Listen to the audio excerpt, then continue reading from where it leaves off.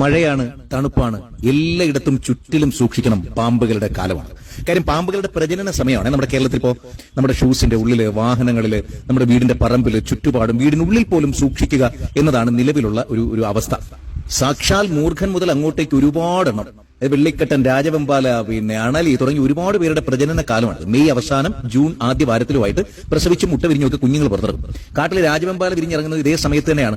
മുട്ട വിരിഞ്ഞ് 28 മുതൽ 40 വരെ മൂർഖ കുഞ്ഞുങ്ങളും ഒറ്റ പ്രസവത്തിൽ 45 മുതൽ 60 വരെയെങ്കിലും അണലി കുഞ്ഞുങ്ങളും പുറത്തിറങ്ങാറുണ്ട്. 8-12 ദിവസത്തിനകത്ത് ഈ കുഞ്ഞുങ്ങൾ ഉറയൂടും കേട്ടോ. പിന്നീട് പല ഭാഗത്തേക്കും സഞ്ചരിക്കലാണ് പതിവ്. ചെടിച്ചട്ടികൾ, ചവിട്ടുപടി, ഹെൽമറ്റ്, വിറകടുപ്പുകൾ, വൈക്കോൽ കൂന, ചകിരി, ചാക്കുകൾ തുടങ്ങി എവിടെ തരപ്പുണ്ടോ അവിടെയൊക്കെ ഇവർ കയറിയെന്നിരിക്കും.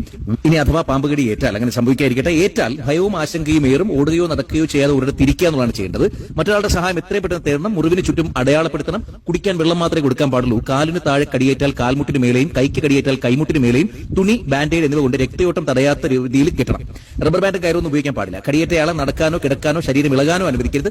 പരമാവധി എടുത്ത് തന്നെ കൊണ്ടുപോകണം. മുറിയിൽ അമർത്തുകയോ ഞെക്കുകയോ വായ കൊണ്ട് വലിച്ചെടുക്കുകയോ പാടില്ല. മുറിവിൽ മറ്റൊന്നും പുരട്ടരുത്. മഞ്ഞള്, പേസ്റ്റ്, ഐസ് എന്നിവ മുറിവിൽ വെക്കരുത്. പാമ്പ് കടിയേറ്റ ഭാഗത്തെ ആഭരണങ്ങളും വാച്ചും ചരടും ഒക്കെ അഴിച്ചു മാറ്റുക.